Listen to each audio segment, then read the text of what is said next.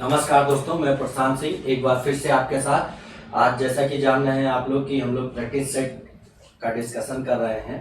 आज ऑफलाइन में बच्चे जो दे रहे हैं उसी का टेस्ट नंबर 10 उसका डिस्कशन आज ऑनलाइन आपके सामने लेकर के आए हैं। तो चलिए बगैर किसी देरी के हम लोग स्टार्ट करते हैं अपना डिस्कशन। ठीक है, तो सबसे पहला सवाल देखते हैं क्या है। कह रहा है सवाल में कह रहा है एक व्यक्ति के पास कुछ गाय और मुर्गी है। कुल सिर 48 है और पैर की संख्या 140 है। तो मुर्गी की संख्या क्या होगी?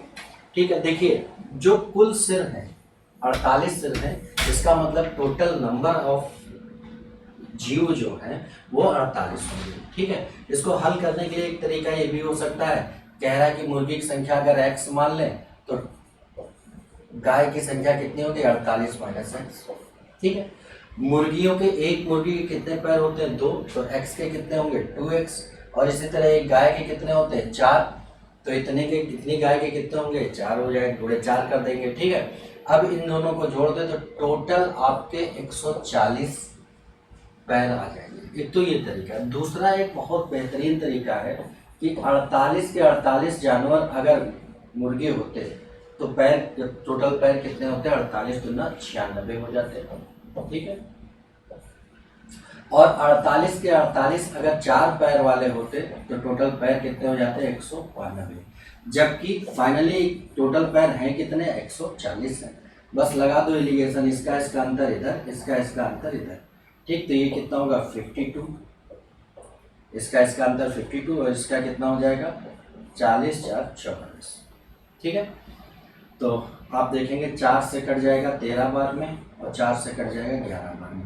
यानी कि 13 अगर 2 पैर वाले होंगे तो 4 पैर वाले 11 होंगे। टोटल मिला के कितने हो जाएंगे?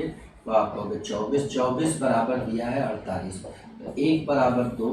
तो आपसे मुर्गी पूछा है, मुर्गी की संख्या ये आ रही थी 2 पैर वालों की, तो 13 बराबर कितना हो जाएगा? 13 दूना 26। ठीक, यानी कि मुर्गियों की संख्या टोटल क्या हो जाएगी? 26 हो जाएगी।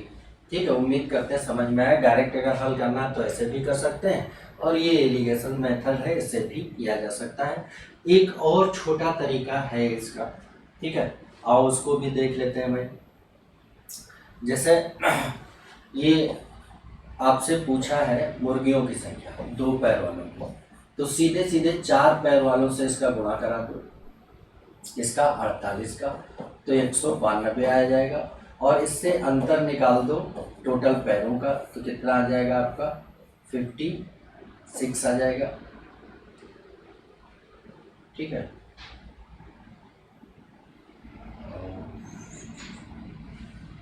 56 आ जाएगा। ठीक है, अब इसको 2 से भाग लगा दो तो कितना आ जाएगा? 26। ठीक है, ये आपका उत्तर हो जाएगा। ठीक है भाई, तो इस तरह से ये क्वेश्चन आपका कंप्लीट होता है। तो टोटल आपके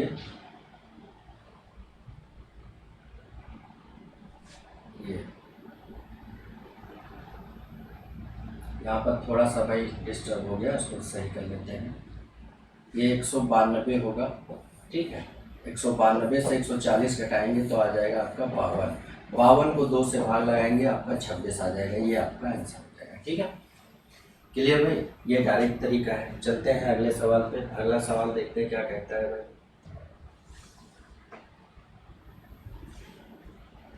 अगला सवाल कह रहा है कि इतने का अंतिम अंक क्या होगा, मतलब इकाई के स्थान पर क्या अंक आएगा।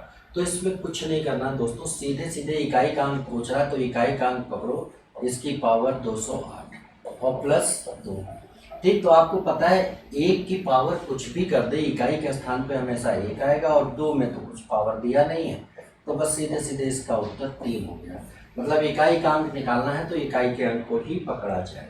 ठीक है, अब चलते हैं अगले सवाल पर। देखिए बेहतरीन सवाल है थोड़ा सा। ये इसमें कह रहा है कि ये बराबर x है तो x का मान क्या होगा। कुछ नहीं करना है, ये दिया है √7 प्लस √5 अपॉन √7 माइनस √5। तो आपको क्या करना है, जो नीचे लिखा है इसके कॉन्जुगेट से ऊपर नीचे गुणा कर लेना है। कॉन्जुगेट मतलब संयुग्मी, संयुग्मी का मतलब होता है सीधे बस इनके साइन को अपोजिट कर दिया जाए, ठीक है। अगर प्लस है तो माइनस और माइनस है तो प्लस, इससे ऊपर नीचे गुणा कर देंगे तो √7 प्लस √5 ये हो जाएगा, ठीक है। अब प्लस में इधर वाला सेगमेंट लिखा है, ठीक है। तो अब इसी को अगर हल करें तो ये क्या हो जाएगा भाई, ये देखेंगे a प्लस बी यानी a प्लस बी का होल स्क्वायर हो जाएगा, और इसका होल स्क्वायर खोलेंगे तो क्या होगा, √7 प्लस √5 का होल ऑफ स्क्वायर हो जाएगा, और नीचे हो जाएगा √7 का स्क्वायर माइनस √5 का स्क्वायर, क्योंकि नीचे क्या दिया है a plus B a minus B, ठीक है। तो इसी को पहले ये वाला सेगमेंट हल कर ले रहे हैं, ठीक है। तो इसका जो उत्तर आएगा आपका हल करेंगे तो ये क्या आ जाएगा, 7 प्लस 5 प्लस 2 √7 गुणे 5 और बटे नीचे क्या हो जाएगा 2। इसी तरह से ऊपर वाला जब हल करेंगे ये वाला तो ये माइनस है यानी कि a माइनस बी का होल स्क्वायर आएगा, नीचे प्लस है तो प्लस वाले इसके संयुग्मी क्या होगा, इसका कॉन्जुगेट होगा 7 √7 माइनस √5, उससे गुणा करेंगे तो ये ऊपर हो जाएगा a माइनस बी का होल स्क्वायर यानी कि 7 प्लस 5 और माइनस 2 √7 × 5 अपॉन 2, फिर से अपॉन 2 नीचे में आ जाएगा, ठीक है। तो आप देख रहे हैं कि ये प्लस का ये माइनस का कैंसिल हो जाएगा, 7 5 12 7 5 12 12 12 24 बटे नीचे 2 है तो ये आपका कितना आ जाएगा 12, यानी इसका आंसर जो होगा 12 होगा। तो इस तरह का क्वेश्चन कभी भी मिले दोस्तों आपको क्या करना है, नीचे जो लिखा है उसके संयुग्मी से ऊपर नीचे गुणा कर देना, ठीक। चलते हैं अगले सवाल पर, बेहतरीन सवाल है अगला भी। ये आपका बार फ्रैक्शन पे सवाल है, जिसे दिया है 0.3467 पावर बार और प्लस 0.133 की पावर बार।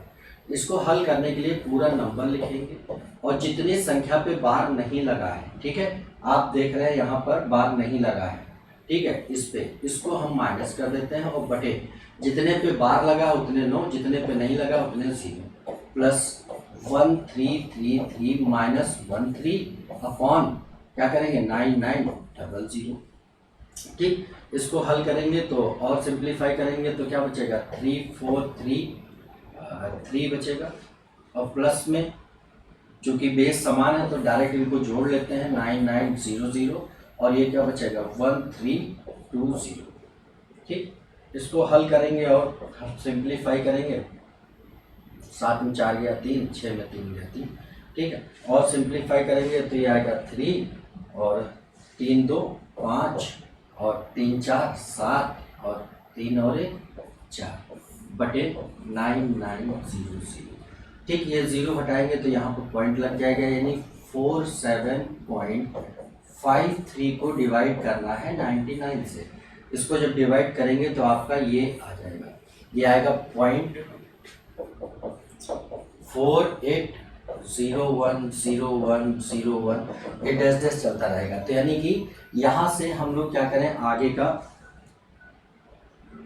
यहाँ से आगे का हटा करके इस पे लगाते हैं बार, ठीक। तो यही आपका आंसर हो जाएगा, ठीक है भाई। चलते हैं अगले क्वेश्चन पे, अगला क्वेश्चन क्या कहता है देखते हैं।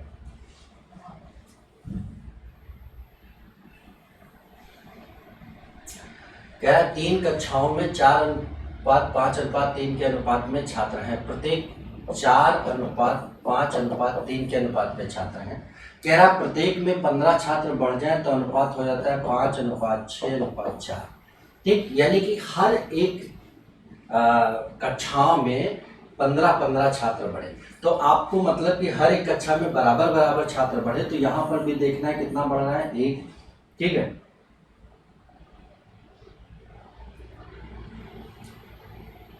कितना बढ़ रहा है 1 बढ़ रहा है, यहाँ देखो यहाँ भी 1 बढ़ रहा है, यहाँ देखो यहाँ भी 1 बढ़ रहा है। तो अनुपातिक तौर पे जब 1-1 बढ़ रहा है तो वास्तव में बढ़ रहा है 15, यानी हम कह सकते हैं 1 अनुपात की वैल्यू 15 है, ठीक है। तो तीसरी कक्षा में कितने छात्र थे, तीसरी कक्षा में 3 बराबर निकालना है, तो 1 बराबर 15 3 बराबर 45, यानी कि आपका उत्तर इसका 45 हो जाएगा, ठीक है। तो देखिए भाई आप लोग को समझ आ रहा है कि नहीं आ रहा है, बताते चले आप लोग भी साथ में, ठीक है। तो इसका मतलब है कि आपका जो आंसर हो गया इसका वो कितना हो गया 45। अगले सवाल पर चलते हैं। अगला सवाल देखिए, बढ़िया सवाल है। ठीक, ये कह रहा है ये अनुपात दिए हैं, इनके व्युत्क्रम का मिश्र अनुपात बताना है। सबसे पहले तो भाई मिश्र अनुपात ही क्या होता है ये देख लेते हैं। जैसे दिया है A अनुपात B, C अनुपात D, ठीक है, और E अनुपात F, ऐसे दिया है। तो आपका मिश्र समानुपात का मतलब, मिश्र अनुपात का मतलब इनके जो पहले टर्म हैं उनका आपस में गुणा कर लो और अनुपात लगा करके बाद वाले टर्म का गुणा कर लो, यही मिश्र समानुपात होता है। ठीक है, तो अब अगर ये करना है तो हम लोग क्या करें, लेकिन ये तो मिश्र समानुपात हो गया, लेकिन उसके कह रहा है इसके व्युत्क्रम का मिश्र समानुपात बताना है। काहे का मिश्र समानुपात? व्युत्क्रम का। ठीक है, तो व्युत्क्रम का मिश्र समानुपात क्या हो सकता है भाई? तो सबसे पहले इनकी व्युत्क्रम निकालें। जैसे दिया है x अनुपात y z, कॉमा y अनुपात z x, कॉमा z अनुपात x y दिया है। अब देखिए अनुपात के 2 ही डिजिट हैं और इनका व्युत्क्रम निकालना, बेसिकली व्युत्क्रम होता है 2 अनुपात 3 का व्युत्क्रम 1/2 अनुपात 1/3 होता है। इसको जब सिंप्लीफाई करेंगे तो ये 3 अनुपात 2 आ जाएगा। ठीक है, मतलब कि ये आपस में इंटरचेंज हो जाएंगे व्युत्क्रम अनुपात में। तो हम लोग सीधे सीधे यहाँ पर क्या करें, इनको इंटरचेंज कर लेते हैं। ठीक है, तो ये आपका y z अनुपात x हो जाएगा, कॉमा z x अनुपात y हो जाएगा, और ये x y अनुपात z हो जाएगा। ठीक है, अब इनका मिश्र समानुपात यानी पहले टर्म का पहले गुणा, तो ये वाई जेड इंटू आपका जेड एक्स इंटू आपका वाई एक्स, फिर एक्स वाई और जेड का गुणा हो जाएगा। ठीक है, तो देखो एक एक्स से एक एक्स का ये कट गया, एक वाई से वाई कट गया, जेड से जेड कट गया, तो इधर क्या बचा, एक्स वाई जेड बचा, और उधर में क्या बचा, एक, यानी कि आपका यही आंसर हो जाएगा एक्स वाई जेड अनुपात। ठीक है भाई, चलिए चलते हैं इसी के साथ अगले सवाल पर। कह रहा है किसी वस्तु को 75 रुपए में बेचने से लाभ प्रतिशत क्रय मूल्य के बराबर होता है। इसका मतलब क्या है कि जितने रुपए में उसने खरीदा उतने ही प्रतिशत का लाभ बना। अगर x रुपए का खरीदा तो x प्रतिशत का लाभ, अगर 20 रुपए का खरीदा तो 20% का लाभ। तो इस केस में जब लाभ हो रहा है तो हम लोग करते हैं सेलिंग प्राइस के ऐसे 2 फैक्टर जिनका अंतर 10 आ जाए। ठीक है, किसी दिन इसका डिटेल भी बताएंगे कि इनका अंतर 10 आ जाए। तो इसके 2 फैक्टर जिनका अंतर 15 और 5, 15 × 5 = 75 और इनका अंतर 10 है। छोटे वाले फैक्टर में 0 बढ़ाओ और उत्तर लगाओ, ये उत्तर मिलता है। ठीक है, इसको अगर बाई ऑप्शन भी चाहे, मान ले ऑप्शन 50 है, अगर 50 क्रय मूल्य है तो लाभ प्रतिशत भी 50% होगा। इसका 50% कितना होगा, 25। 50 का खरीदा, 25 का लाभ लिया, तो बेचा कितने का, 75, जो कि दिया है यही आ गया। इसका मतलब ये ऑप्शन सही है। तो हम इस सवाल को ऑप्शन के थ्रू भी कर सकते हैं और डायरेक्ट भी कर सकते हैं। याद रखिएगा लाभ के केस में ये, और अगर कहीं हानि हुई होती दोस्तों तो हानि के केस में यहाँ पर अंतर की जगह योग देखना है 10। ठीक, जैसे मान लो 24 रुपए का बेचा और हानि हो गई, क्रय मूल्य के बराबर प्रतिशत हानि हुई, तो तुरंत 24 के 2 फैक्टर जिनका योग 10 होगा, तो 6 और 4, इस बार दोनों में 0 बढ़ाएंगे और दोनों उत्तर। लाभ वाले में सिर्फ छोटे वाले में 0 बढ़ाना है, हानि वाले में दोनों। ठीक है भाई, चलिए अगले सवाल पे चलते हैं।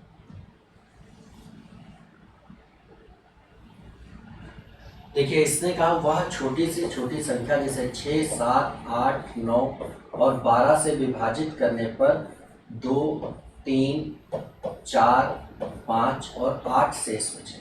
ठीक, तो आप अगर देखो इनका अंतर, सबका भाजक और शेषफल का अंतर क्या है, दर्जे 4, ये बराबर है ना।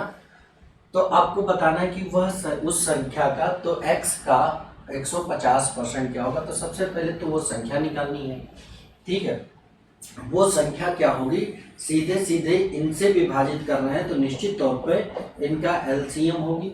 ठीक है, और एलसीएम निकाल लेते हैं पहले इसका। तो अगर एलसीएम निकालेंगे तो 504 आएगा। अब देखिए जो शेष बच रहा है उसको इसमें से माइनस कर देंगे, तो ये आएगा 500, मतलब वो संख्या आपकी 500 थी। अब कह रहे हो ये माइनस क्यों किया गया, जैसे हम कहें 17 को 5 से भाग लगाएं तो 3 बार जाएगा 15 आएगा। फॉर एग्जाम्पल हम समझ लेते हैं कि ये माइनस क्यों किया गया, ठीक है। एलसीएम इनका निकाल करके उसमें जो भाजक और शेषफल का अंतर था उसको माइनस कर दिया, ठीक है। क्यों करते हैं ये देख लेते हैं। अगर हमने 17 को 5 से भाग लगाया 3 बार गया आया 2।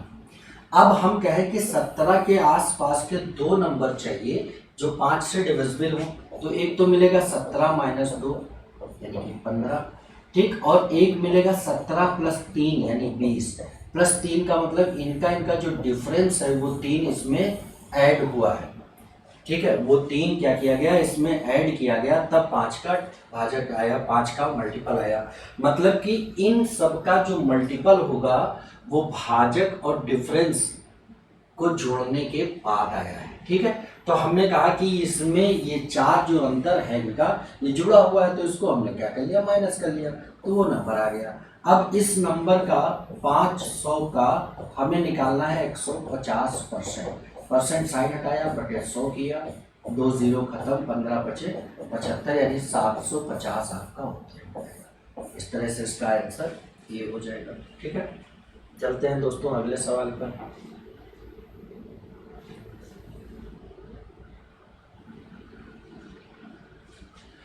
बढ़िया सवाल है। 13 का वह छोटे से छोटा गुणज जिसे इतने से विभाजित किया जाए तो हर बार शेषफल, तो आपको सीधे सीधे इनसे विभाजित करना है और इनसे विभाजित वही संख्या हो सकती है जो इनका एलसीएम है।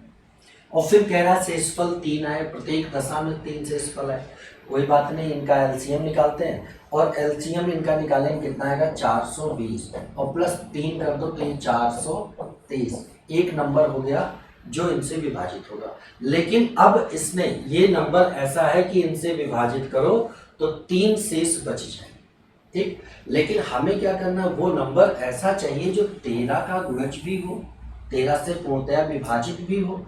तो अब ये नंबर 13 से तो विभाजित नहीं हो रहा है, तो हम करेंगे 420 गुणे 2 प्लस 3, ठीक है। तो 840 प्लस 3 यानी आपका हो जाएगा 843। क्या ये विभाजित हो रहा है, नहीं हो रहा है। फिर करेंगे 420 गुणे 3 प्लस 3, ठीक। तो चेक करेंगे इस तरह से, चेक करते करते आएंगे 420 गुणे 9 प्लस 3 करें अगर तो ये 13 से विभाजित हो जाएगा। 9 दूनी 18 के 8, 9 चौके 36 और 1 37, तो यानी कि आपका जो नंबर होगा वो 3783 हो जाएगा, ये आपका उत्तर हो जाएगा, ठीक है भाई। चलते हैं अगले सवाल पर। अगला सवाल देखिए क्या कहते हैं।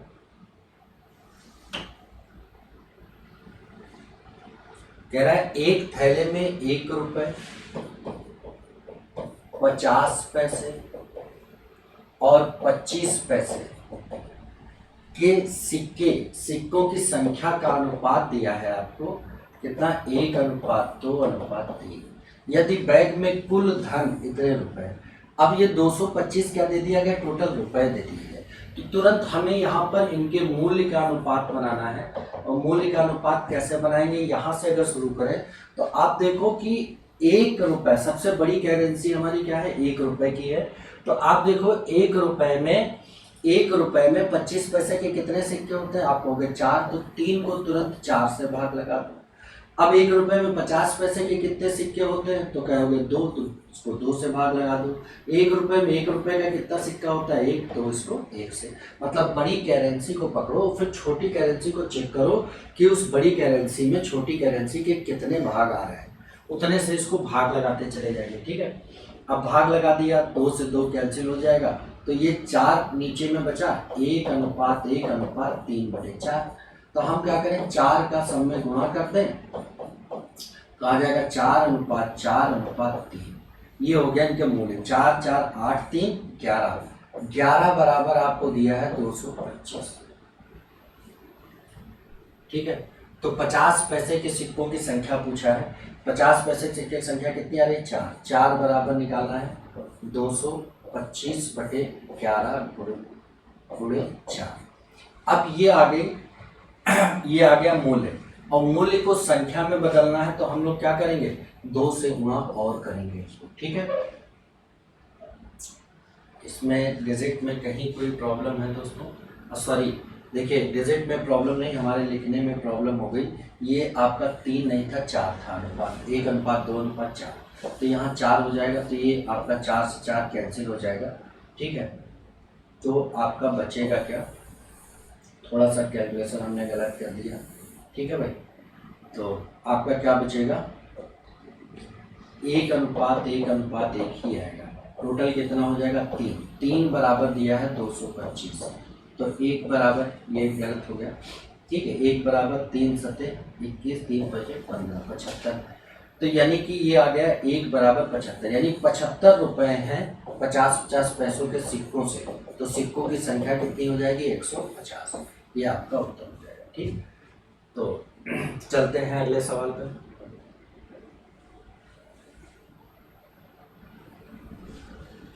कह रहा है एक शंकु की त्रिज्या को 10% कम कर दिया जाता है और ऊंचाई को 50% बढ़ा दिया जाता है, तो आयतन में कितने प्रतिशत वृद्धि या कमी होगी।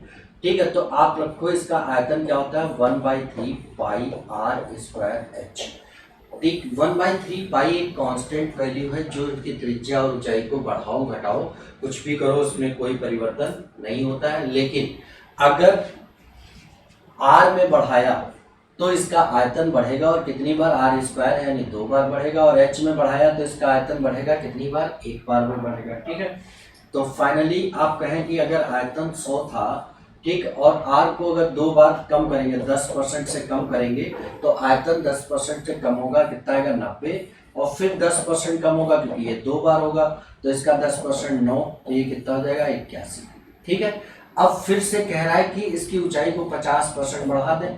तो अगर ऊंचाई को 50% कम कर दें, तो ऊंचाई को अगर 50% कम करेंगे तो इसका आयतन भी 50% कम होगा, लेकिन कहाँ से, यहाँ से 81 से, 81 का 50% 40.5 आएगा। ठीक है, ये कम हो जाएगा, तो इसमें बचेगा कितना भाई, ये 40.5 ही बचेगा। ठीक है, 81 से 40.5 माइनस कर दें तो 40.5 बचेगा। अब ये 100 था, 100 से हो गया 40.5, तो आप कहोगे कितना कम पड़ा, तो आप कहोगे 59.5% की कमी। तो आपका आंसर होगा 59.5% की गिरावट, क्योंकि दोनों में कमी की गई है। ठीक है भाई, चलते हैं अगले सवाल पर।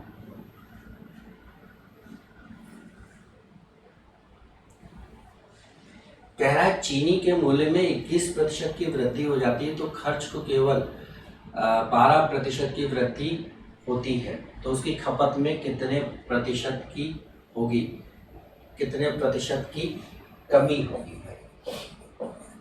ठीक है, अब मान लेते हैं कि उसका खर्च 100 रुपए था, ठीक, और मूल्य में 21% की वृद्धि हो गई, तो तुरंत आपको समझ जाना है कि अगर मूल्य में वृद्धि हुई तो खर्च भी बढ़ जाएगा। जितना प्रतिशत मूल्य बढ़ेगा उतने प्रतिशत खर्च भी बढ़ेगा, तो 21 बढ़ गया।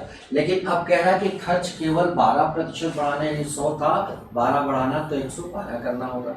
अब कह रहा है कि खपत को कितना कम करें, तो आपको बता दें जितना प्रतिशत खपत कम करेंगे उतना ही खर्चा भी कम होगा। तो आप कह सकते हैं जितना खर्चा कम करेंगे उतना खपत कम होगी, यानी 121 को कम करके 112 तक लाना है। तो कितना कम करेंगे, 11 में 2 गया 9, और 1 में 1 गया कुछ नहीं, 9 कम करना है कहाँ से, 121 से कितना % कम करना है। ठीक है, तो ये 9/121 गुणे 100 ये कमी करनी है। ठीक है भाई, तो आपका ये टोटल हल करेंगे तो 7.4% की कमी आ जाएगी। ठीक है, चलिए अगले सवाल पर चलते हैं।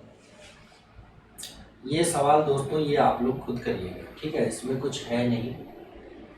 ये कह रहा है 540 का इतना % प्लस क्या इतना % बराबर कितना होगा, ये आपको हल करना है। इसका उत्तर आप कहें तो मैं बता दूं, ठीक है, उत्तर इसका 56 होगा।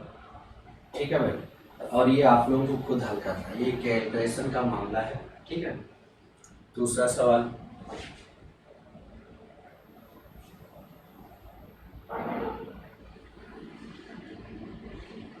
राम एक वस्तु 30% लाभ पर बेचता है, इसके क्रय मूल्य के स्थान पर विक्रय मूल्य पर गणना की जाए तो लाभ प्रतिशत कितना होगा। देखिए मान लेते हैं कि उसने 100 रुपए का खरीदा, और उसको बेचा 30% लाभ पर, यानी कितने बेचा होगा 130। अब कह रहा है लाभ तो 30 ही है, इस 30 की गणना हम लोग कर ले विक्रय मूल्य के आधार पे, मतलब 100 से न करके 130 से कर दे तो लाभ प्रतिशत क्या होगा, तो आपका आएगा 300/13%। ठीक, इसको हल करेंगे आपका उत्तर आ जाएगा। आप बता सकता है कोई कितना उत्तर आएगा आपका, तो यह आएगा 23.1%। ठीक है भाई, चलते हैं अगले सवाल पे। ये देखिए अगला क्वेश्चन आपका DI का आ गया।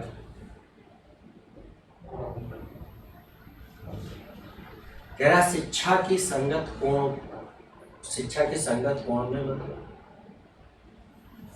ये थोड़ा सा मिसप्रिंट है भाई। इसने कहा है कि शिक्षा के खर्च को, ठीक, शिक्षा के खर्च को संगत कोण में बदलना। शिक्षा का खर्च कितना है भाई 30%, इसको तुरंत 18/5 कर दो। ठीक, तो ये आ जाएगा 108 अंश, ये आपका आंसर हो जाएगा। याद रखिएगा कि प्रतिशत से अगर आपको अंश की तरफ जाना है परिवर्तन में, तो आप प्रतिशत का गुणा करते हैं 18/5 से, और अगर अंश से प्रतिशत की तरफ जाना है तो आपको क्या करना है, अंश को गुणा करते हैं 5/18 से। जैसे ट्रेन में आप स्पीड टाइम और स्पीड के कन्वर्जन में करते थे, वैसे यहाँ पर। ठीक है, तो आपका उत्तर 108 हो जाएगा। अगला सवाल देखते हैं क्या है।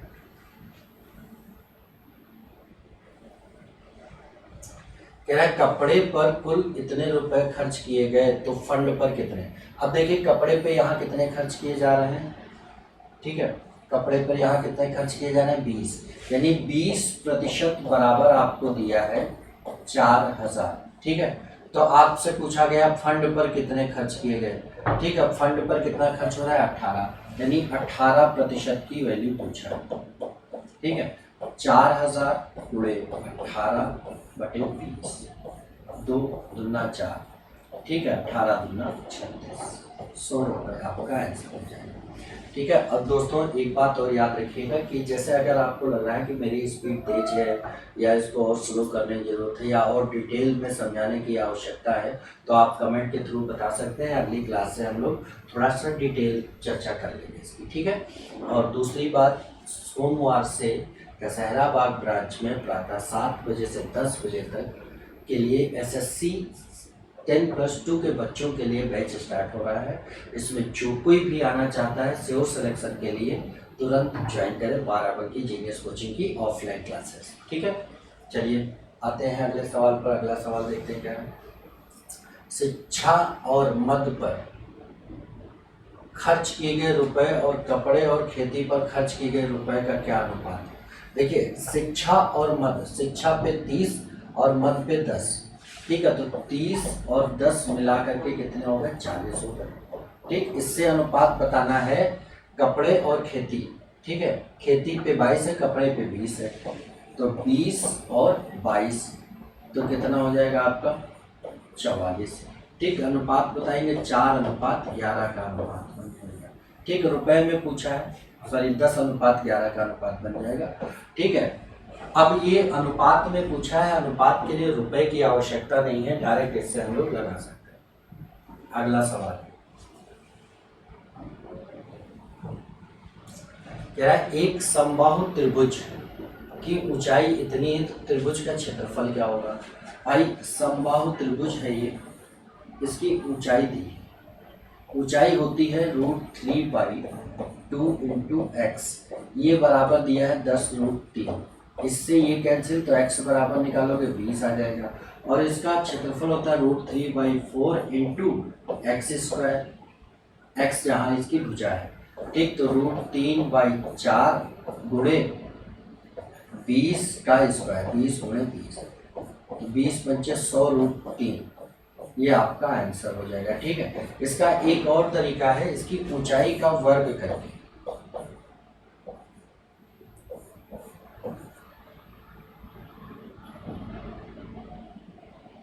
एक और है तरीका इसका, ऊंचाई से डायरेक्ट भी निकाल सकते हैं। चलिए इसको डायरेक्ट हम ऊंचाई और भुजा का सिस्टम एक दिन बता देंगे, उसके आधार पर निकाल दिया जाएगा। ठीक है, तो आपका जो आंसर हो जाएगा ये क्या हो जाएगा 100√3। चलते हैं अगले सवाल पर, देखते हैं।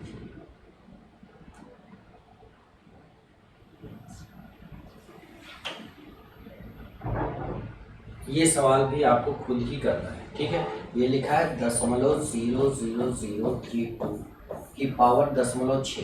0.6 को लिख सकते हैं 6/10, यानी कि 2 3 6 2 5 10।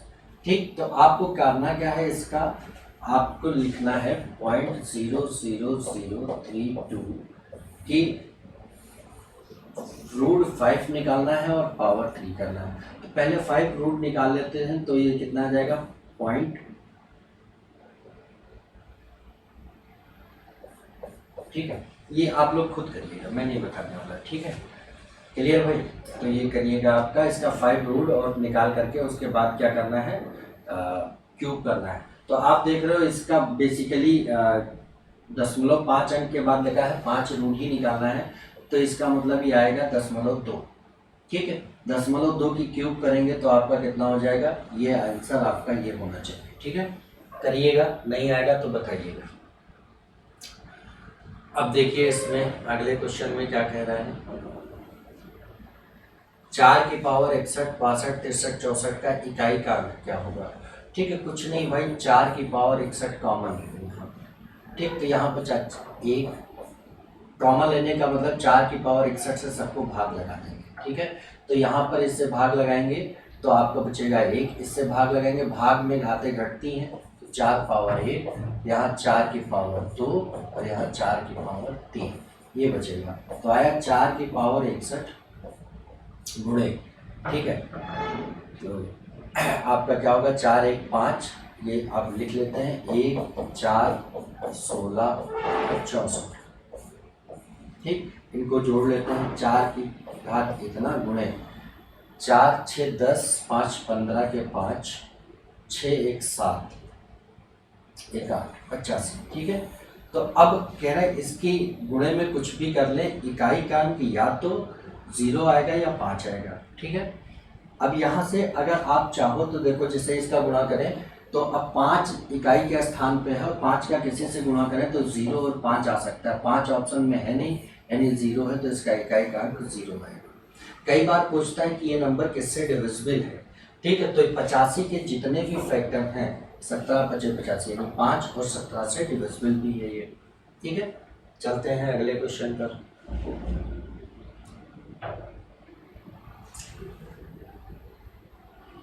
अगला क्वेश्चन कह रहा है कि ये, इसको कुछ नहीं करना, लास्ट से शुरू करो, 144 का रूट निकालो 12 और 52 में जोड़ दो, तो 52 में जोड़ा 4 64 हो गया, 64 का रूट निकालो 8 और 248 में जोड़ दो, तो ये हो गया 256, 256 का रूट निकालो 16। मतलब इस तरह के क्वेश्चन को लास्ट से अटेम्प्ट करना शुरू कर देंगे और शुरुआत तक आ जाएंगे, यानी कि कुल मिलाकर के आपका जो उत्तर होगा इसका 16। बस आज के डेट में इतने सवाल थे, 21 सवाल, संख्या भी शुभ। तो आज यहीं तक रखते हैं दोस्तों, फिर मिलेंगे हम लोग अगले टेस्ट के साथ, ठीक है, अगले प्रैक्टिस सेट के साथ, जिस पे हम लोग आगे चर्चा करेंगे। और अगर आपको लगता है कि इसमें और डिटेल में बताया जाए तो आप प्लीज़ कमेंट के थ्रू बता सकते हैं, जिससे आपको डिटेल में चीज़ें मिलती रहें। ठीक है दोस्तों, चलते हैं, फिर मिलेंगे, तब तक के लिए जय हिंद जय भारत।